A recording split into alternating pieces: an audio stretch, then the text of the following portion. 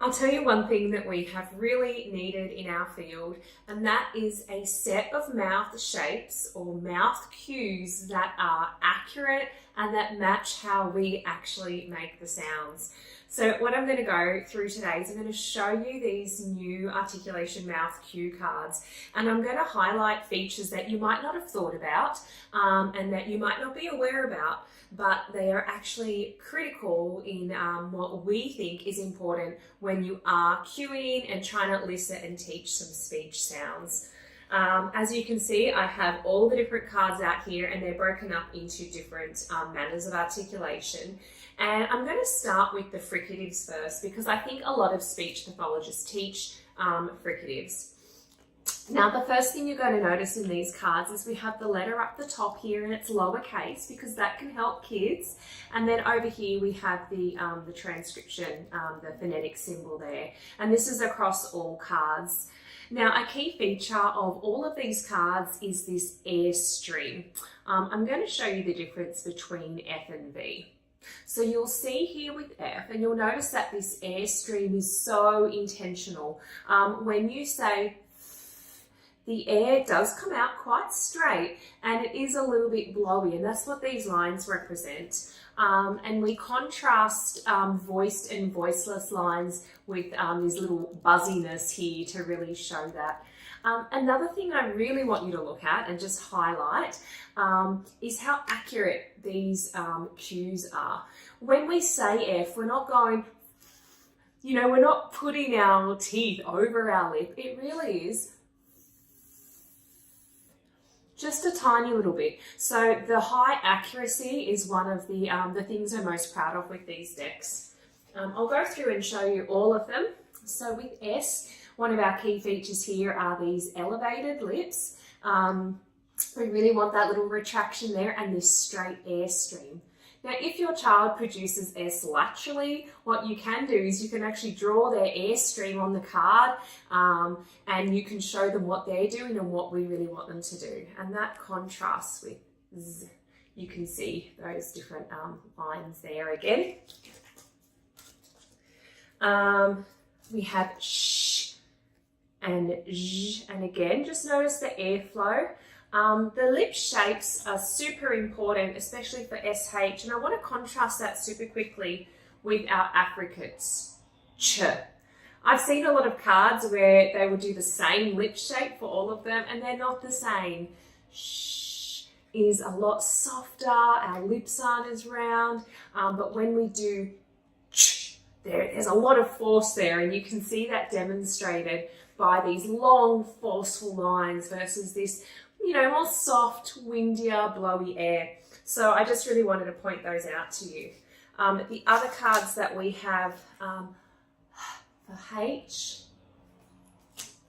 and then we have our voiced and voiceless TH cards there, again with the buzziness. And notice the tongue. We're not sticking our tongue all the way out like you might have seen in other cards. That's not how we say TH. So I just show you those there.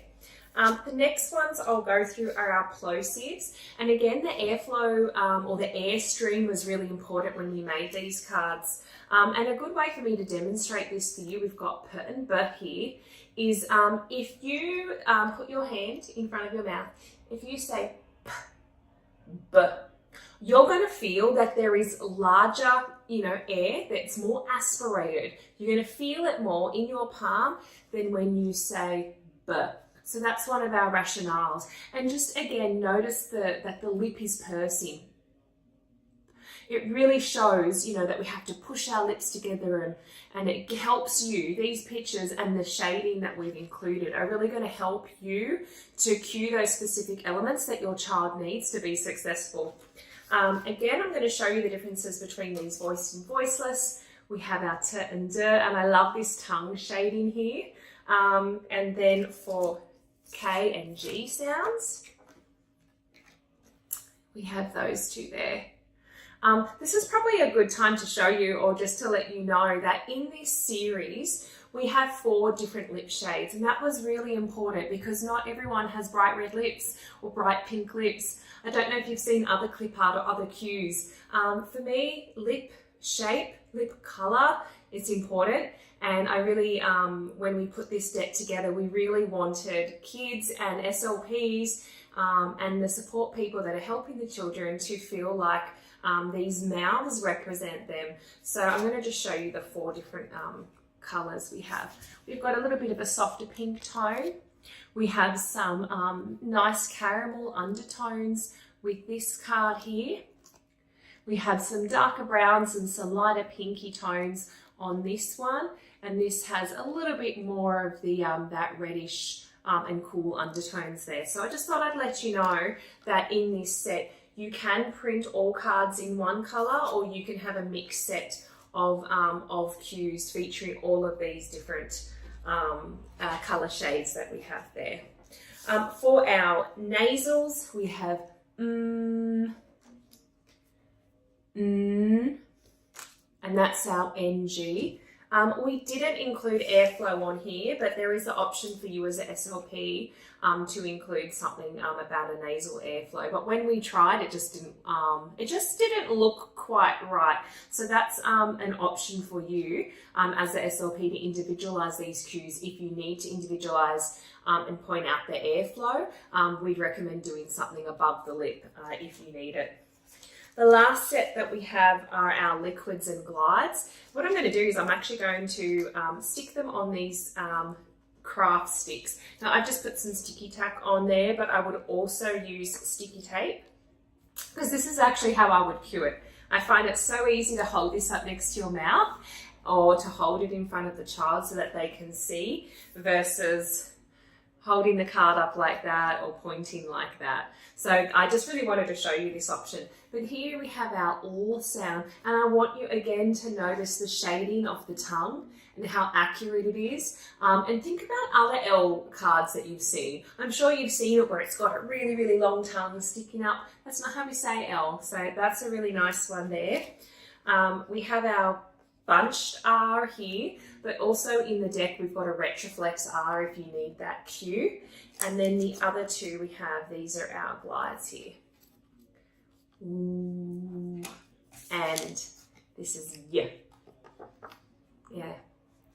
Something that I really like to do is I like to hold up, you know, if the child, for example, is gliding and they're using this round lip, I would actually hold these up and I would point out the difference. And this can be used for a lot of common patterns. So if the child is fronting, I might hold up the k and the t as an additional cue, just to really cue that tongue position.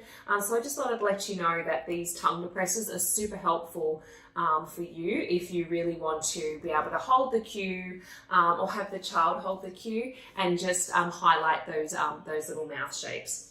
So I hope you've liked this walkthrough of all the cues and you kind of understand why we've got different airstream features, why we've got different lip shades, and why we've included the elements that we have. And I really hope that this is one of those decks that you use time and time again for your students, just to help them with eliciting sounds, helping them with cueing.